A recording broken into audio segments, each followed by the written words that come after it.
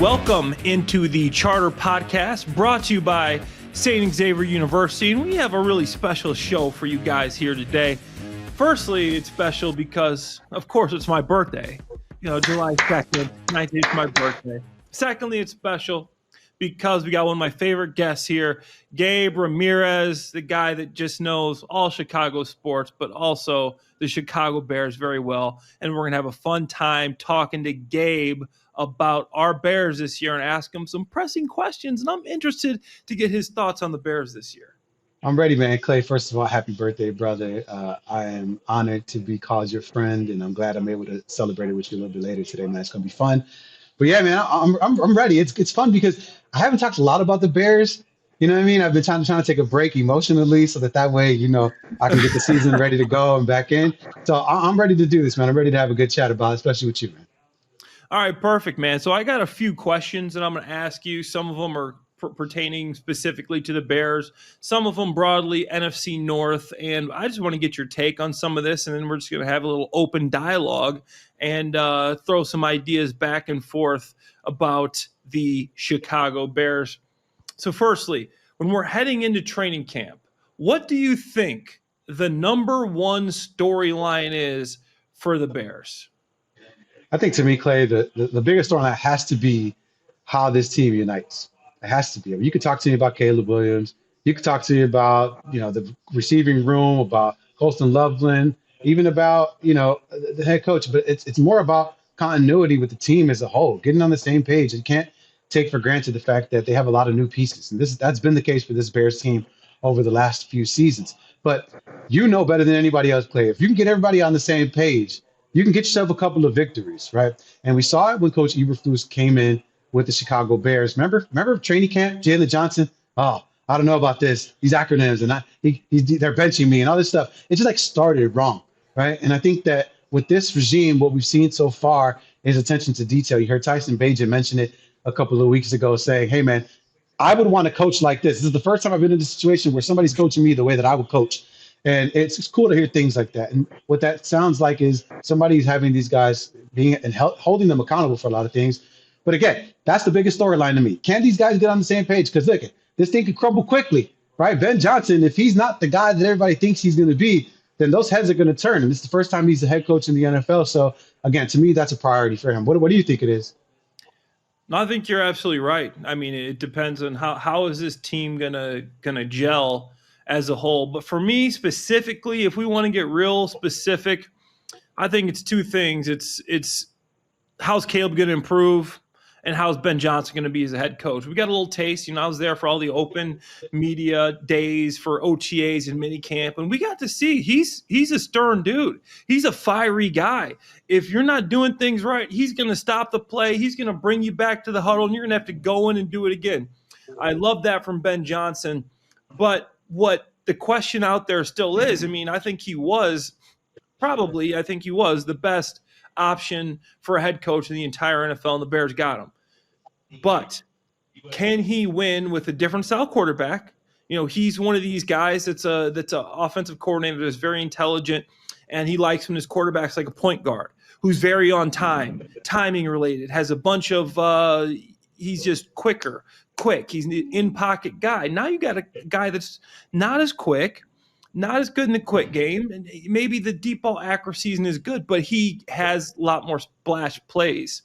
He can do a lot more things, wow plays. Like, how are you going to implement that into your offense? Is it something you can implement? So how does Ben Johnson go from Jared Goff to Caleb Williams? How do you go from having the best offensive line in the NFL to a solid offensive line? Obviously, that was the first thing he did, was like, I need an offensive line.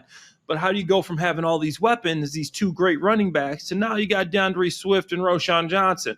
So how does Ben Johnson do that offensively? And Dennis Allen, obviously, with the defense is a thing as well. But then Caleb, you want to see Caleb take that step. And Gabe, I got to, as a player, you take the biggest jump, any position. I don't care if you're the kicker. I don't care if you're the quarterback.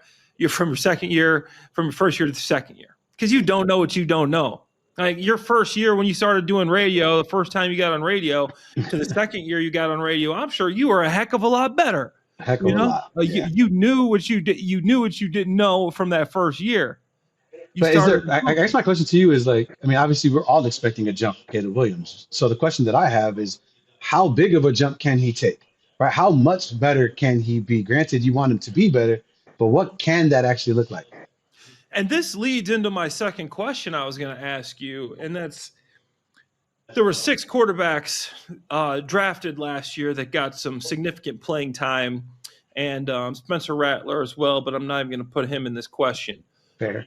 And along the lines of, yeah, I want you, and I'll answer the question after you, where how big of a jump I think he can take. But where do you rank Caleb Williams? Where do you think he will end up at the end of this season with those 6 draft picks? And I'll remind you, as Caleb was the first one taken, we went Jaden Daniels, then we went Drake May, then we went I don't know if Michael Penix Jr. or JJ McCarthy. Yeah, Michael Penix. It was Michael Penix first at like 8. JJ McCarthy, and then Bo Nix, and then Yeah, I think for me, listen, I want to give credit where it's due, so I don't want to take anything away from Jaden Daniels and what he did and accomplished last year. So let's just hold true that he's going to be able to duplicate that success and get better, as you mentioned, from year 1 to year 2. I'll give him that. We'll let Caleb try to leapfrog him on his own. But I wholeheartedly believe that Caleb Williams will be at that number 2 spot. Listen, you know I'm a big fan of Drake May. Have been since coming out of college. I've been telling you, singing his praises since then. And he did towards the end of the season with a terrible team in New England perform exceptionally well. Obviously, they have some new weapons over there. Hopefully they can stay on the field in Stephon Diggs. But I fully expect Caleb Williams to do that. Listen, what we can't take away from these teams and from the equations, right, is the fact that, gosh, he loses his offensive coordinator in the middle of the season. It's a coach that was on the chopping block damn near the whole second half of the season. These are things that affect you as a player. And so for me, granted, you're still coming into a situation with a brand new offensive coordinator, but he's now the head coach, right? The head coach is the one that's in charge of that. It's like having the big boss overseeing everything, kind of giving you leeway in other areas. And I also think, listen, Clay, we talk about this often, you and I. Sometimes you need a pat on the back. Sometimes you need a kick in the butt. I think Caleb Williams last year was getting a lot of pats on the back, saying, hey, bro, you got this. You're the man. You're our savior. Hey, bro, don't worry about it. You got this.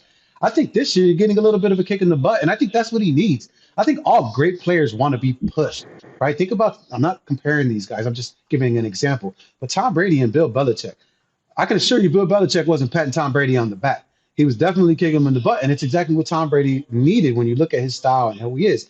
So for me, I think with all that said, Caleb Williams should be able to operate an offense that is operating at a higher level. He should put up more points, should put up more yards, not only because it's a second year, but you have someone that's capable, that's running the team in Ben Johnson. So for me, I have him at that number 2 slot. I think Drake May is closely behind because they have a very much improved team. I think Bo Nix slides in right behind that. Michael Penix, depending on what that team's gonna look like, because they have a lot of offensive firepower as well. But he's a gunslinger, so it might come with some interceptions. But I think Bo Nix, I think he might regress a little bit. I think a lot of people weren't expecting much from Bo Nix. I think he might regress or kind of stay where he's at and not take a leap as some of the other quarterbacks might do. What is that order for you? Yeah, we actually talked about this on the Big Pro Football Show last night. I know you were in the green room watching it right before the Chicago lead, where you and David Haw hosted, and I know you guys will be back on the Chicago lead tonight. Make sure you guys tune in. So this was my ranking in Clay's Corner. I went Jaden Daniels 1, Caleb Williams 2, Michael Penix Jr. 3, JJ McCarthy 4, Drake May 5, Bo Nix 6. Okay, we're pretty much the same right there. And Bo Nix, I'm not, I'm not saying anything bad about Bo Nix. The guy's great in the pocket. He doesn't get sacked. Like, he had solid numbers, but his defense is what led him. He had Sean Payton. He's a guy that played more college football than anybody in history. So that guy's not going to improve that much. The most college football in history, Bo Nix. This dude's 26 years, going to be 26 years old as a second-year player. Like, you got to realize there's a difference between him playing 6 years, Caleb playing 3, right? There's a difference. You got to expect that Caleb's going to make this big jump because he doesn't have the experience. So Nothing against Bo Nix, but that's where I put him. Drake May. I think Drake May is going to be great. I think he's going to have a great career. I used to play in New England. I love that they got Josh McDaniels out there. He knows how to coach a quarterback. He was there when I was there. Here's what scares me. Drake May last year was 33rd in throws of 20-plus yards downfield. To me, the downfield accuracy ain't there. Stop it. Who was he throwing the ball to? You couldn't name two receivers. Okay, yeah. Stephon Diggs. No. That's this year. That's this year. This year, I'm saying that's going to take care of all those problems. Old Stephon Diggs coming off an ACL. That's what you did. They got a couple more guys. They drafted a wide receiver in the first 2 rounds, I believe, and so I think they're going to have I think it's going to look different, is what I'm saying. It's going to look a little different. He's not going to be 33rd in deep accuracy. They got Will Campbell to protect. That offensive line was probably one of the worst offensive lines in football. I love Will Campbell, the Travion Henderson, draft pick. Morgan Moses is coming back, and you get healthy Cole Strange. That offensive line is going to be better. You need more weapons. So I think he's still a year away because he's got to have somebody to throw the ball to. Stephon Diggs, not great, and they did draft a mid-round wide receiver. So then I went, and I'll speed this up a little bit, J.J. McCarthy, and that's basically just because of the situation this guy's going to. Here's a stat for you, Gabe. The Vikings are spending $357 million on their roster this year. That's more than any NFL team and the most in the history of the NFL. This Vikings roster, besides a quarterback who we don't know is a question mark, is unbelievable. It's like an all-star team. Even the biggest problem last year was the interior offensive line. They go out and get Will Fries, Ryan Kelly, and then they draft Donovan Jackson. Who's they drafted over there? Brian O'Neill's coming back. It's the right tackle. You got Christian Darrisaw. So this team set up. Kevin O'Connell's had 3 passers that have had 4,000 yards in their career. This guy is just a great coach. So J.J. McCarthy, I think, has a good year. Michael Penix Jr., just quickly, what I saw from him, the 3 games that he got to play, looked great. I'm a big fan of his offensive coordinator. I think that he is going to pair very well there with Zach Robinson in that system, him coming over from LA, the McVay tree. And he finished his last game of the year, he had over 300 yards passing, couple touchdowns. And I think he's in a good situation with Drake London, Darnell Mooney, obviously Kyle Pitts, Bijan Robinson, offensive line's improved. Like, he's got some weapons over there. And then number 2, we got Caleb. And obviously that all-encompassing with Ben. I think Ben's going to build this thing from the ground up. It's not going to be Shane Waldron trying to fit Caleb Williams into Geno Smith's offense. It's going to be Ben Johnson building an offense for Caleb Williams, what he does well. And the interior offensive line, improving that. I mean, you remember last year, Gabe, like who's center? Who was right guard, left guard? Nate Davis? Like, no, he wasn't playing. I mean, come on. I mean, now you got Joe Thuney and Drew Dahlman and Jonah Jackson, and you draft 𝗁cie 𝗵𝗪, right tackle, Darnell Wright, getting older, getting better. So you got everything you want right there. More weapons in the receiving game, might need a better running game. And then I finished with Jaden Daniels. Like you said, it's his second year in Cliff Kingsbury's system, so he's going to be able to add more wrinkles. You bring in Deebo Samuel, a guy that you can do the quick passes with. It's a great pickup. Yeah, Scary Terry's still there. You re-sign Zach Ertz. You still got him. You bring in Laramie Tunsil. Offensive line wasn't great. To put it, your left tackles, one of the best left tackles in the league. You draft Josh Connerly Jr., who was one of my favorite right tackles in the draft. So I think he's going to improve. He's going to get better. They kept everybody another year in the same system. So Jaden Daniels, I think, will be, the number 1 guy. But Caleb with Ben, I think, could be nipping on his heels. But this is the next question I want to ask you, Gabe. When you look at this roster, is there a hole that you think still needs to be filled before the season starts? I think if you talk to any team, right, Clay, they're going to talk about a hole or area that needs improvement. I think that's the purpose of the salary cap, right? Teams have to be creative in where they spend their dollars. Not everyone is going to be the Minnesota Vikings, but even they have a hole at the at the quarterback position. That's what I would say, right? It's an unproven talent, unproven person in that role, and we don't know what's going to be there. For the Chicago Bears, I think you could just easily look at the defensive line when you're talking about holes, right? I mean, Montez Sweat, yes, you could pencil him in, but last year he didn't live up to the hype. Last year you didn't get that return on the investment that you were hoping for. And granted, the rest of the parts on that defensive line didn't necessarily contribute to that. But Javon Dexter had himself a pretty solid year. You're still hoping for something from Zach Pickens, but you bring in Grady Jarrett. You bring in, some other guys to help it out, but it's still a hole. You still want a stud on that defensive line to create havoc. Look at Tremaine Edmonds. We know what we're getting from our linebacking core. And obviously from the corners, you feel good about that. You could say with Jaquan Brisker, the uncertainty there, that the hole could be the safety position, right? Depending on injuries. So again, I wouldn't say they're holes necessarily, but there's certainly areas that you feel like you can improve on or look to upgrade, right? Because that's what you're doing if you're a GM. You're constantly looking at your team and saying, all right, where can we upgrade? And I think if you're the Bears, you're hoping that one of those guys that you brought in to play on defensive line actually steps up, right, and handles business. But the fact of the matter is, midway through the season, if Montez Sweat goes down, things are going to be looking kind of rough for the Chicago Bears on that defensive line. So to me, it's certainly the defensive line. You hope Jaquan Brisker, comes back healthy. But the defense as a whole, I think it's the same thing like last year, Clay. You just want them to be above average. They don't need to be top 10. You and I were having tons of conversations about that last year where everybody's like, this is a top 5 defense. This is a top 10. I'm like, just get me in the top half of the be above average, because I understand how things work. And, this team has struggled defensively in certain areas. And listen, Caleb is still young. So your defense has to come through and put them in a good position to win, hold on to leads, don't give up fourth quarter scores. And that comes with pressure up the middle, pressure on the outside from the defensive line, especially when you're playing that cover two. So for me, it's the line. When you look at this team, Clay, what is it for you? Where is that hole?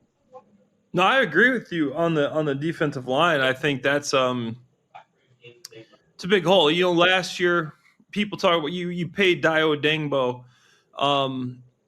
He had 3 sacks last year. Montez Sweat had 5.5 sacks last year. Okay, these guys, 𝗁𝗏𝗪 is making the 19th average per year, and Montez Sweat is making the 7th average per year salary in the NFL. Montez Sweat was like 46th in sacks and like 45th in pressures. 𝗁𝗏𝗪 was like 76th in sacks and 65th in pressures, and these guys are getting paid like they're both top 20, top 10 edge rushers. So you are going to have to get that out of them. You took a gamble, you took a bet on upside of 𝗁𝗏𝗪.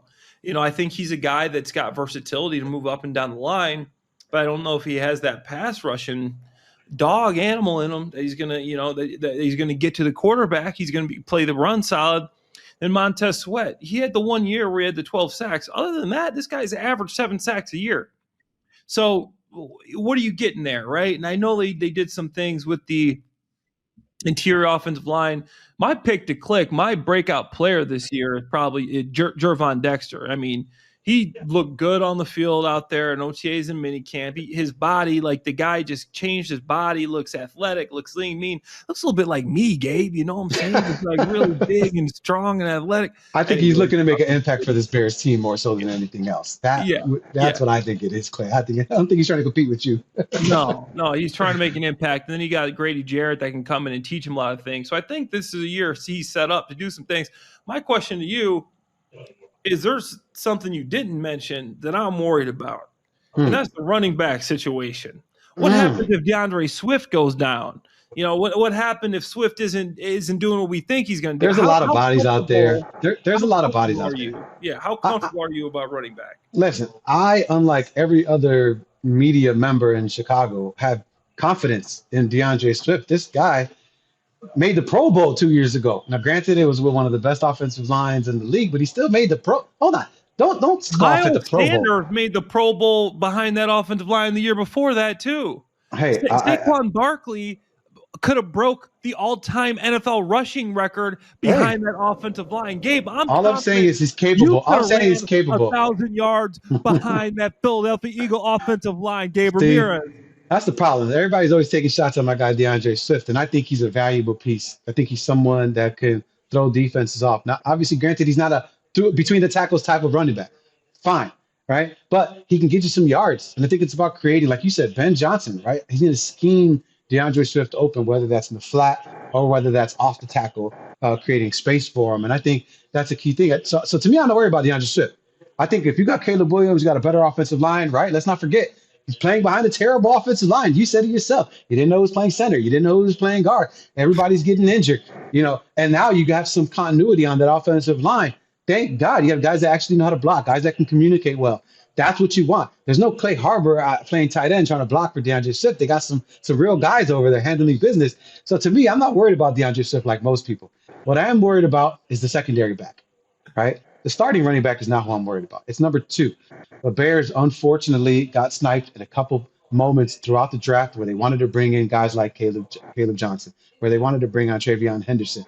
It just didn't. Cam Scatterbo. It just didn't work out for the. Man, I wish they would have got Scatterbo. It didn't work out though, right? It didn't work out. But listen, there's going to be cuts. There are going to be veterans that are capable of getting you yards. So in the event that someone goes down, you can always pick up a running back that can eat up 10 to 15 carries and get you 60 to 70 yards. And that's ultimately what the Bears are going to want in this offense. You said that, and I'm glad you said that, because a lot of people don't understand that. Stop checking your happy birthday messages. We know it's your birthday. I was Googling how many running backs were drafted this year because it was 25. And that's 25 running backs? 25 running backs, the most selected since 2019 when they're also 25. And and it was 10 years before 2019 that there was actually 25 selected again. So 25 running backs drafted, Gabe. What does that mean? There's going to be 25 guys out of a job come final touchdown day. It's a great point. point. Of them are going to be some veterans that can still run the football because they're taking a flyer on these young draft picks. Okay, so every time you see a guy get drafted, you got to realize that's taking someone's job. That's taking someone's job. So these guys are going to be out there, and I'm not saying these are going to be game time, like just huge difference makers, but these are guys. I've been there before. I've been a waiver wire guy. These are guys that can come in and serve a role. If you wanted to find a short yardage back, a guy that's still got a couple years left, and with a chip on their shoulder, right? More so than anything else. Just got released. You're fired up. You want to prove that you can still play in this league. So that is a really good point that you brought up there about some guys getting cut because you had 25 running backs drafted that year. That means there's going to be 25 new faces out there on the street looking for a job, and guess what? The Chicago Bears are going to have an early waiver wire signing because they were so bad last year, so they can take advantage. Wait! One of those guys drafted was Kyle Monangai. Whose spot is he taking on this team? Kyle Monangai? I don't think he's taking anybody's spot in this team because he's he's penciled in. I think he's. I was just curious. No, we don't got to go deeper than that. We don't. Shout out Kyle Monangai. Monangai's interesting. He's obviously been a darling of the training camp and the mini camp and the Chicago media because he had 2 back-to-back 1,200-yard seasons, never fumbled a football, caught the ball better than you thought. But he's a 7th-round pick. We haven't seen him with pads on yet, so I would still give Roschon Johnson, a little bit of the edge over Monangai.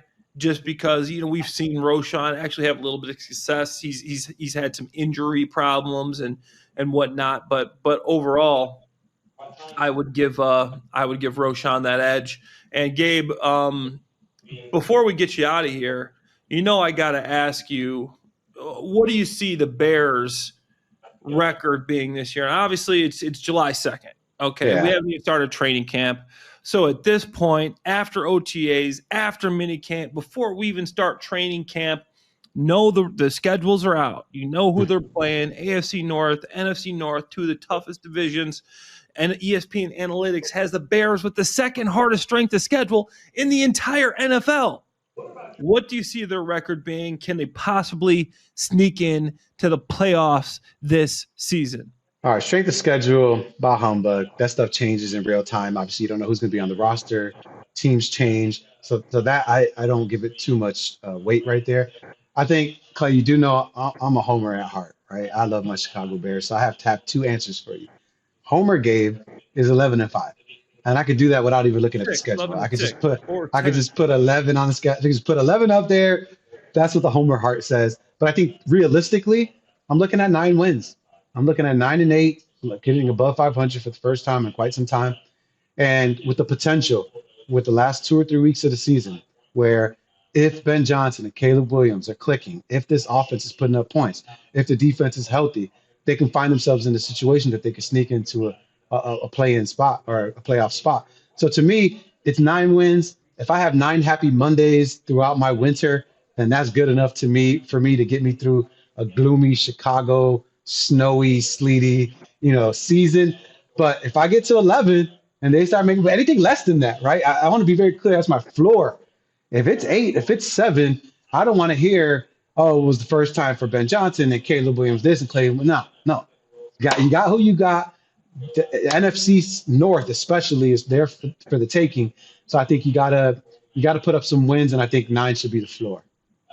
Man, the Bears over-under for wins this year, according to ESPN Bet, is 8.5 wins. I think I would go over with the 9 as well with Gabe, but I think once you look at that schedule, you realize that 9 wins are hard to come by. But like Gabe said, I think with this division this year, you don't know what J.J. McCarthy's going to be. The Packers, up and down year, and then you got the Lions losing both coordinators plus 8 coaches, plus their center. So how good are they going to be? So we will see what our Chicago Bears are going to do. Obviously, we're still about 3 weeks out of training camp. Rookies report, I believe, on the 19th. And then we're going to get this thing rolling, Gabe. But Gabe Ramirez, I appreciate you joining the Charter Podcast, brought to you by St. Xavier University. And I appreciate all you guys listening. Make sure to watch Gabe Ramirez tonight on the Chicago Lead and celebrate my birthday with me on the Big Pro Football Show tonight. So we will talk to you guys soon. Ruthie and Alex will be back. Ruthie will be back next week. Alex is on vacation. So me and Ruthie will have a show for you guys on Monday. And we look forward to talking to you then. Appreciate you guys for tuning in and listening. And appreciate you for joining me, Gabe. And we'll talk soon. It's always happy birthday, Clay.